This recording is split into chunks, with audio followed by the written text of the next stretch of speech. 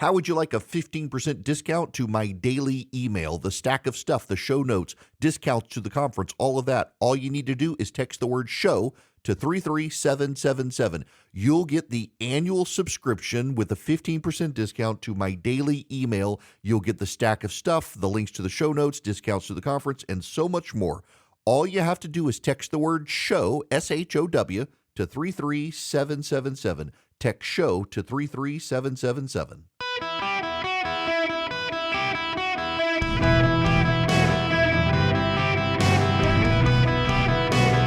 Welcome to the Eric Erickson Show podcast, Hour 3.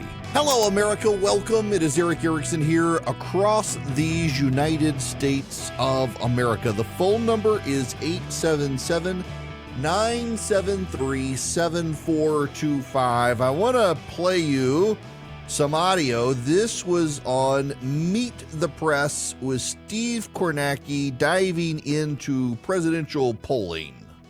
Put this in some context here. These are other recent presidents at this point in their re-election campaigns. Where were their approval ratings? Again, you see Biden's 42%. One thing that jumps out, they were all higher than Joe Biden. The other thing, the two presidents on this list who did not win re-election, of course, Donald Trump 4 years ago, he was at 46%. And back in 1992, George H.W. Bush, he was at 43%. Biden below both of those. The last time Biden's been at this level, 46%, you got to go back to the start of 2023. The last time he was higher than that, you got to go back to the summer of 2021, his first year as president. So Biden has some work to do on that front. Yes.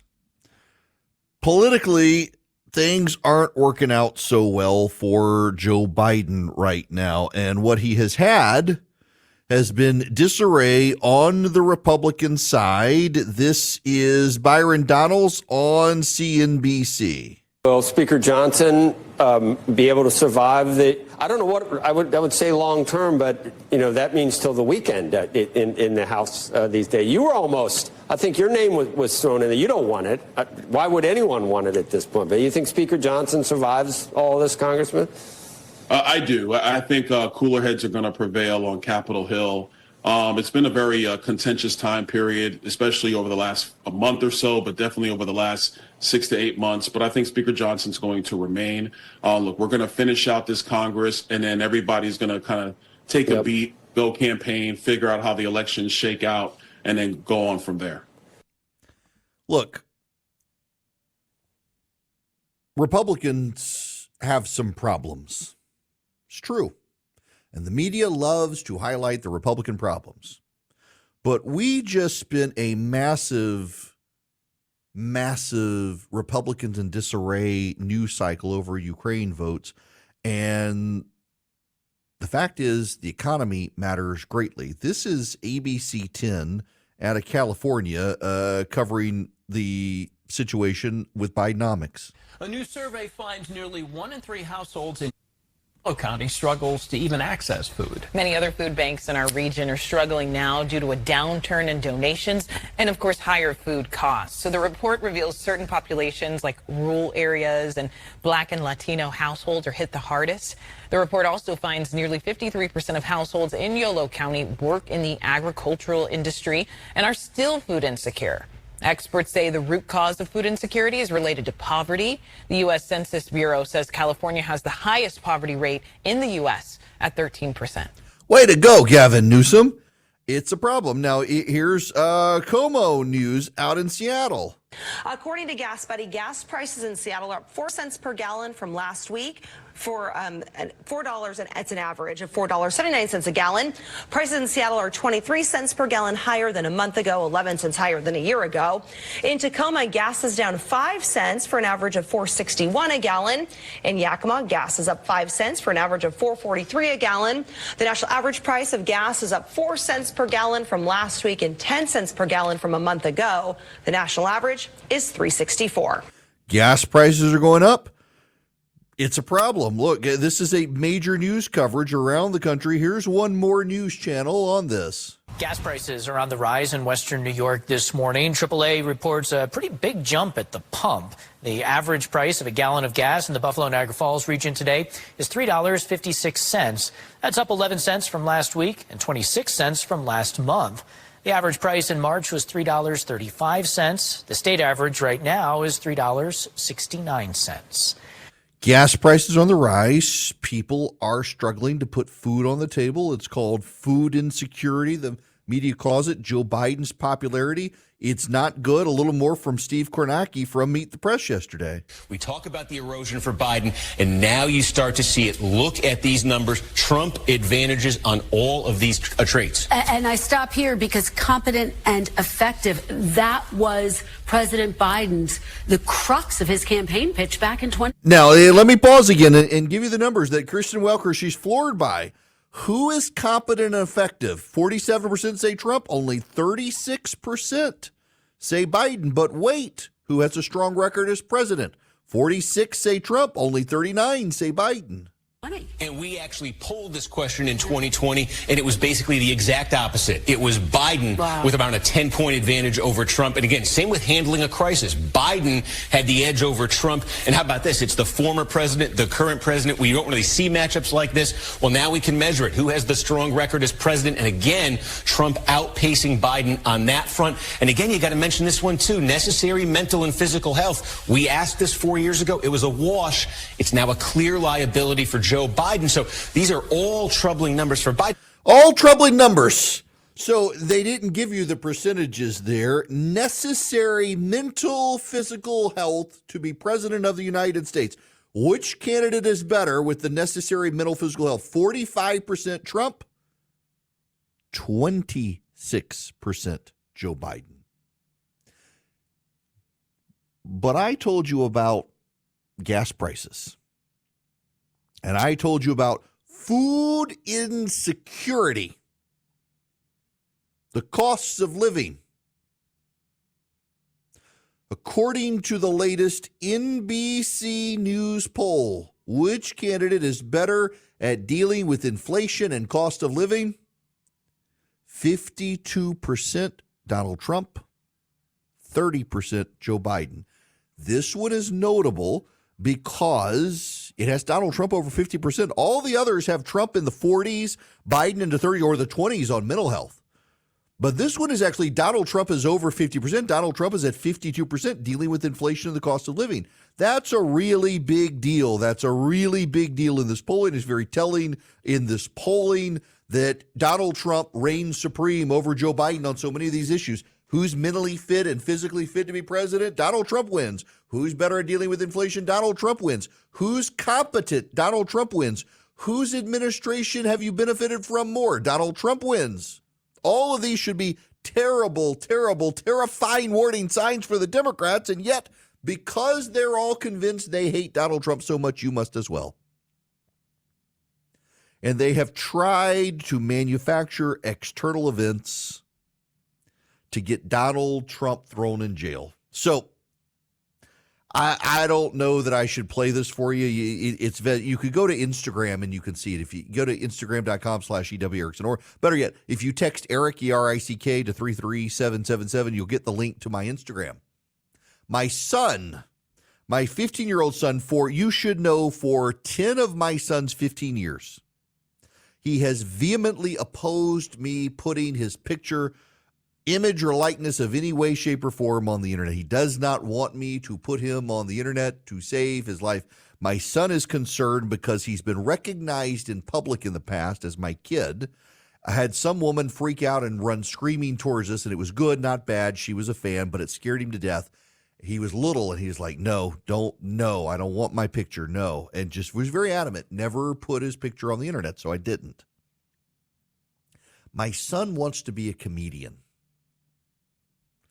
He wants to be an architect, and he wants to be a comedian. Looking at Auburn for architecture.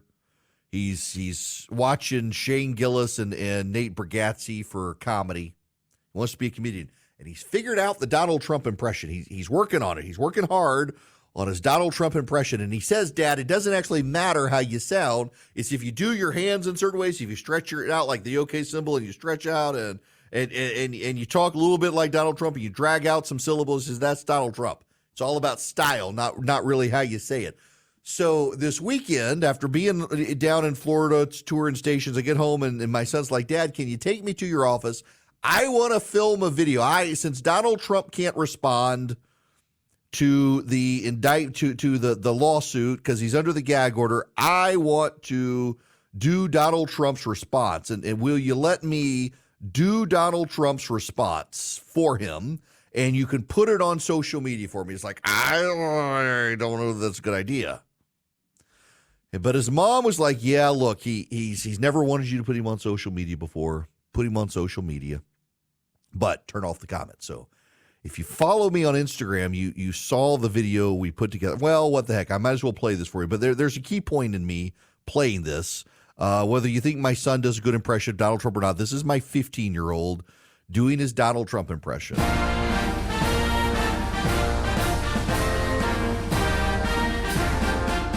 Ladies and gentlemen, it is I, Donald Trump, best president in America. I cannot talk about how the trial is going, but I will, because I'm not actually Trump. So anyway, the judge out to get me. The judge hates me. Judge trying to jail me because he can't beat me. Jury's out to get me. I love the jury. I love the jury. I would never bribe anyone, especially not the jury, especially after what I'm here for, which I didn't do. I would never do that. And this was for a good reason. And if it was for a good reason, it would be to take down Sleepy Joe. Good night, America. Okay, whether you like his impression of Donald Trump or not, my 15-year-old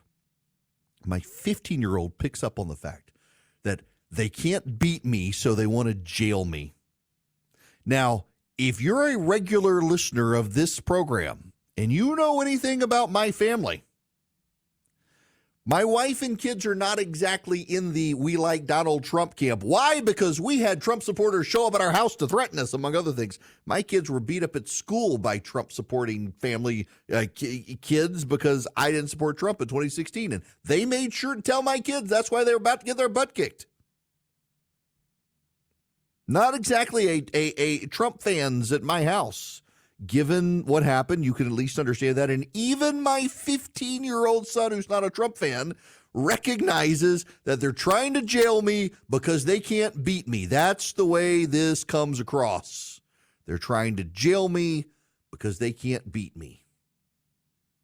They can't when his polling is so much better than Joe Biden's on who's better for the country, who's better at inflation, who's more mentally competent, who's more physically competent, whose administration was better, whose administration did you benefit from, who's better at handling a crisis. All of this data from NBC. Not exactly an outlet known for being sympathetic to the right. In all of these polls, from all of these groups, Donald Trump beats Joe Biden. And you can look at the national polls, and you can look at the national polls narrowing, and I told you when Donald Trump was running for office and he was in a primary that this was going to happen. The polls were going to narrow, and Joe Biden might even get ahead. But what matters is the Electoral College. What matters is that Donald Trump leads Joe Biden by 22 points on the issue of who's best at dealing with inflation and the cost of living. But wait, it's not just MSNBC. Here's CNN. This is viewed favorably across Georgia, Michigan, Pennsylvania, and Wisconsin. In the 2020 exit polls, what do we see? 50% of voters view Joe Biden on average favorably in those states, compared to just 45% for Donald Trump. Look at the Joe Biden trend line where he is now. Joe Biden is far less liked than he was 4 years ago. Just 43% of voters now view Joe Biden favorably in these states. And Donald Trump, despite everything that has happened, is actually slightly more liked. 47% favorable rating. So this isn't just a lesser of two evils that's going on. The fact is that Donald Trump is, in fact, better liked than he was 4 years ago, and is better liked than Joe Biden is right now in these battleground states. It's pretty gosh darn clear. It's pretty gosh darn Georgia, clear. Michigan, Pennsylvania, Wisconsin. Stop. It's pretty gosh darn clear. That's a warning sign for the Democrats. When even my 15-year-old recognizes what's going on with this trial, you can't jail him, so you want to beat him, or you can't beat him, so you want to jail him. because Donald Trump is now more likable than Joe Biden, despite all of the best media efforts to vilify the guy. Maybe the Democrats should be asking themselves what's going on and why, except they don't have any answers in their bubble because they all hate him. Hi there. Welcome. It is Eric Erickson here. The phone number is 877-973-7425. Should you wish to be on the program, I am happy to have your phone calls. Red Lobster is eyeing bankruptcy. Okay, this is actually kind of funny to me. So when I was a kid, my dad loved to go eat at Red Lobster. Now, let's be honest here. Their cheddar biscuits are pretty awesome, but my wife knows how to make them. She never makes them for me. She only makes them for her precious nephew, Uri, because he's the favorite. But that's another story altogether. My wife, her favorite nephew, his name, we call him Ori. He loves her cheddar biscuits that are like Red Lobsters. She makes them for him whenever he wants. Not bitter, not jealous. No. Red Lobster, though. My dad, we would eat there when we were kids. Oh, I hated Red Lobster. I like shrimp, but I'm not a big seafood guy. I like shrimp. I do like crab and other stuff. I like crab cakes. Don't like fish. I'm not a big fish eater. Red Lobster is in financial hot water because of the shrimp. Their endless shrimp promotion has driven them to the verge of bankruptcy.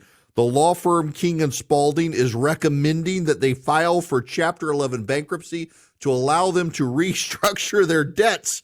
This is the quote. This is from ABC7 in New York. Quote, last year, Red Lobster reported $11 million in operating losses following its flubbed endless shrimp deal, an ultimate endless shrimp deal, which backfired when it reeled in too many customers after the limited time promo because became a permanent menu fixture last year. And the restaurant chain later claimed $12.5 million in losses in the fourth quarter of 2023. Wow.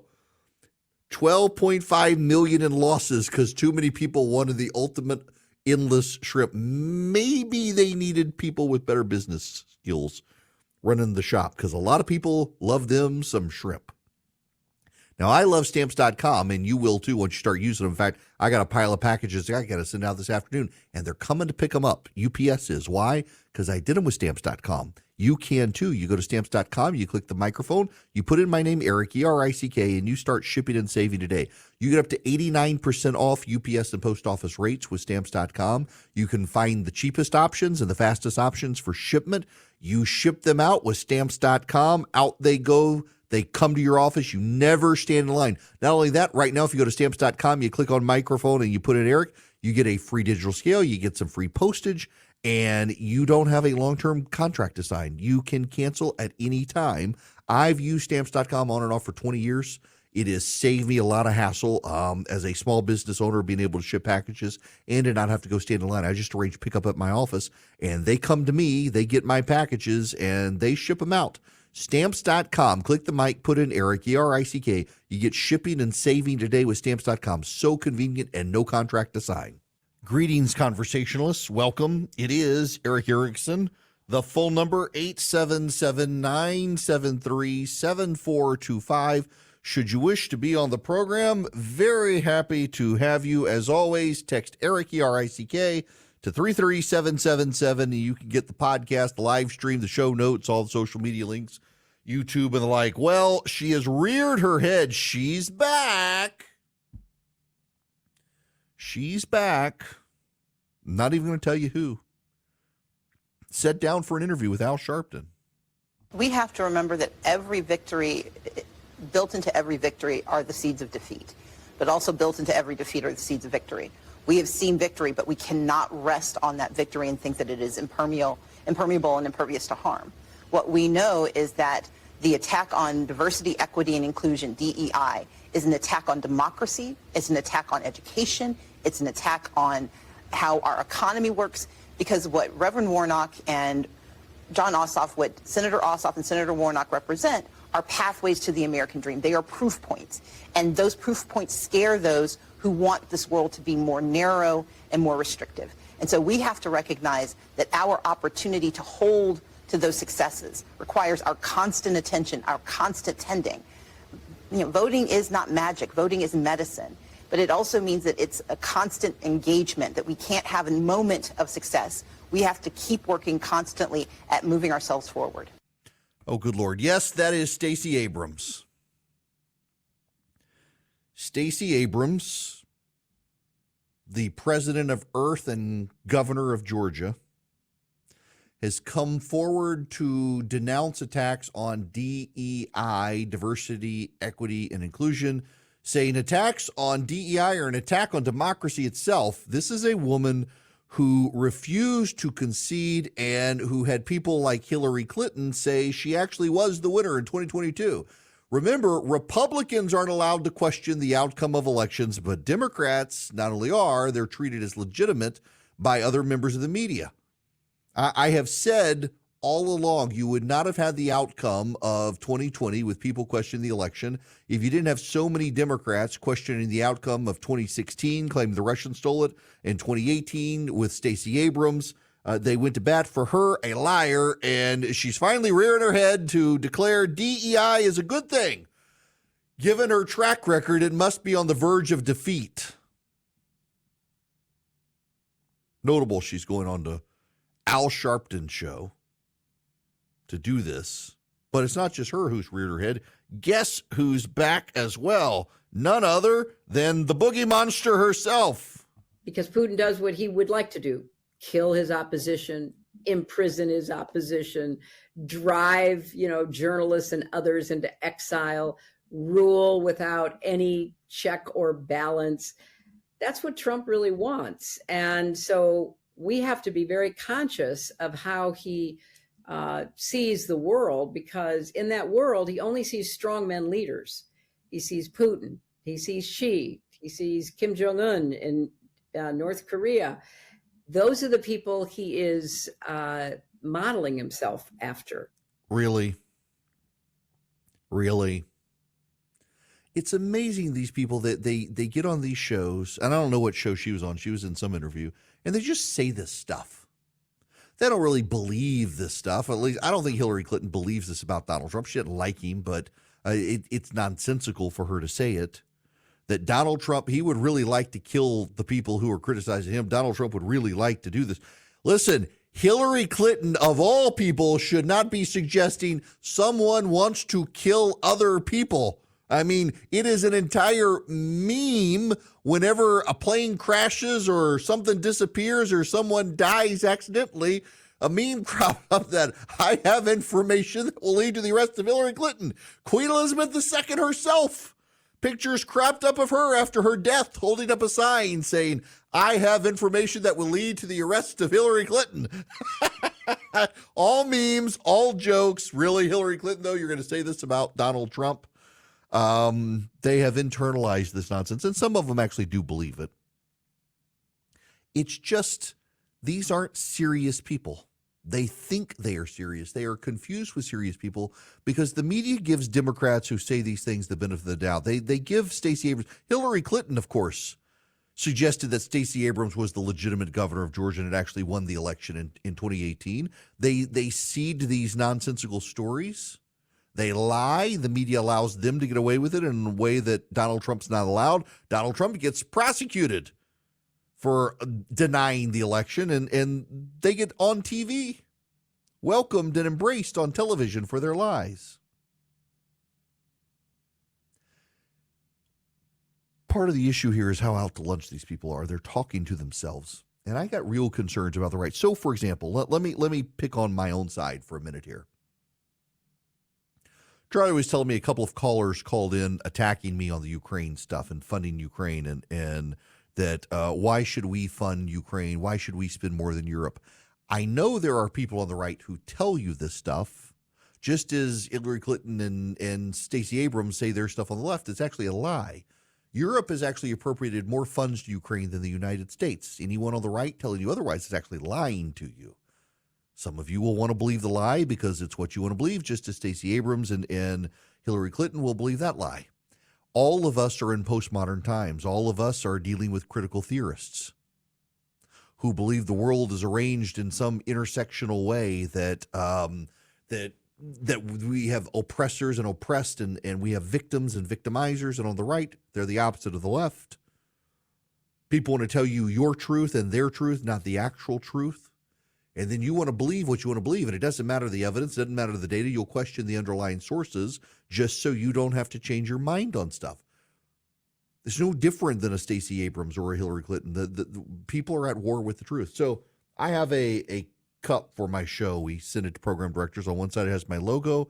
And on the other side, it says truth matters most with a period at the end.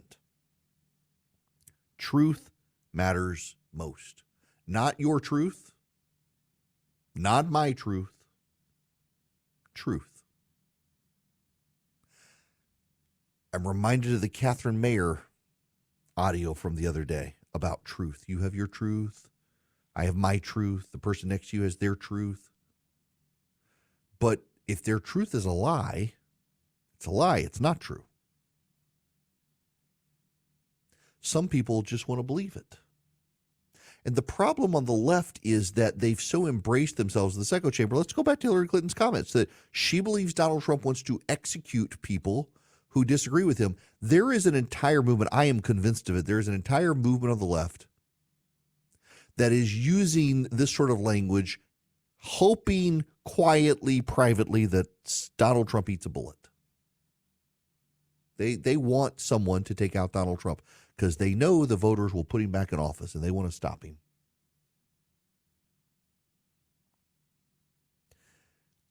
I think these people are wish-casting violence on Trump. And I would remind you, the last two mass political assassination attempts in this country were from MSNBC viewers. Despite all the talk on the left about violence on the right, the last two people who plotted mass assassinations in this country because of politics were MSNBC viewers. One of them a big fan of Rachel Maddow. I'm not making that up. Floyd Lee Corkins and James Hodgkinson.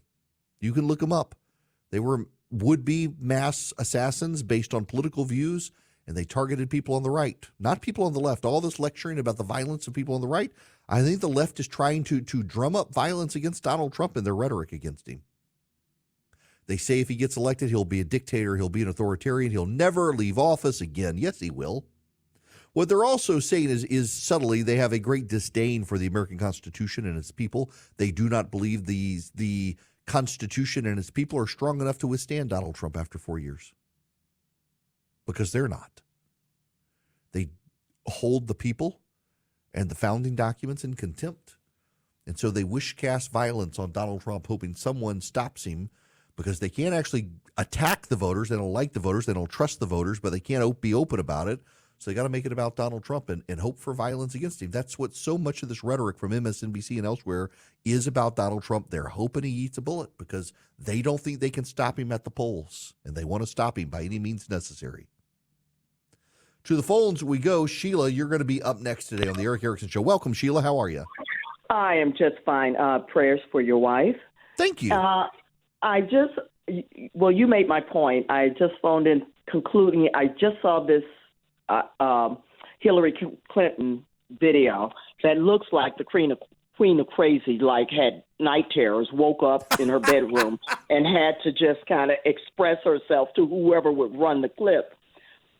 I do believe, and those are the most vicious words I've heard yet come from her, that suggest exactly your point, is that, to your son's point, they want to jail him because they can't beat him at the polls, and they have concluded that they can't beat the voters, so they're going to see if they can instigate a crazy to come after him.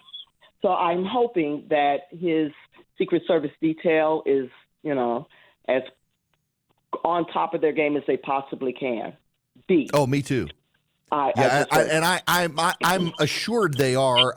Sheila, I hope they are, because you listen to the shrill rhetoric of the left these days. They really have convinced themselves Donald Trump is the authoritarian. What makes it even more dangerous is, remember what Donald Trump's superpower is. I say it that way, and people think I'm being funny and I'm being flippant with it, but I'm actually deadly serious here. When you follow the pattern in practice, Donald Trump's superpower is he makes others behave in the way they claim he behaves. Not in the way he actually behaves, but in the way they claim he behaves. If they claim Donald Trump would kill his critics, they would. If they claim Donald Trump would grab hold of power and never give it up, they would. They claim Donald Trump's an authoritarian, they are. It is an ongoing pattern and practice with Donald Trump's critics. The ones who say he's a grifter, well, they actually are. The ones who say he's in it for the money, well, they actually are. The ones who say he's an authoritarian tyrant, they actually are. Donald Trump's superpower is to make the people who hate him claim to behave, who Donald Trump's superpower is he makes people behave in the way they claim he behaves. It is remarkable how he lives in their head. You know, Rashida Tlaib was on television this weekend and pretty much admitted if Donald Trump had been convicted in his impeachment trial, he wouldn't be facing these lawsuits. They're only doing it because he got out of the impeachment trial. All of this stuff is retribution. My son, who doesn't like Donald Trump, recognizes that. All the cases. Yeah, I think Donald Trump is in a world of hurt. In the classified documents case, I think so. But also, I think they're coming after him, and not someone like Joe Biden, because it's Donald Trump. That's just the reality. You know, you learn a lot about the vices of the left and also how to overcome those vices from Imprimis, which is a free publication from Hillsdale College. You can subscribe to by going to ericforhillsdale.com, E-R-I-C-K, ericforhillsdale.com. You go to ericforhillsdale.com, you put in your address, and Imprimis will start coming to your mailbox. You will never pay a penny for it. It's part of the educational mission of Hillsdale College. I have been a subscriber since I was in law school. When I was really started giving thought to conservatism and the ideas of the conservative movement when I was in law school, subscribe to Imprimis. It has never disappointed. It comes every month, and it is filled with great wisdom from great conservative leaders who have spoken at Hillsdale College or contributed to Imprimis. You go to ericforhillsdale.com today, E-R-I-C-K, ericforhillsdale.com. You sign up for Imprimis. You can start meditating on movement conservatives and their thoughts, the great leaders, Heather McDonald, Chris Rufo, Larry Arnn, so many more. ericforhillsdale.com. Imprimis is completely free. Go to Eric, E-R-I-C-K, ericforhillsdale.com today. Sign up for it and begin a relationship with Hillsdale College and, well, improve your thinking about the conservative movement and conservative ideas. Well, it's Earth Day. Did you guys know that Ira Einhorn, the co-founder of Earth Day, was such an environmentalist that he composted the girlfriend he murdered? Yes. Ira Einhorn started Earth Day April 22nd, 1970 at Fairmount Park in Philadelphia. 7 years later, police raided his apartment and found his composted girlfriend in a trunk.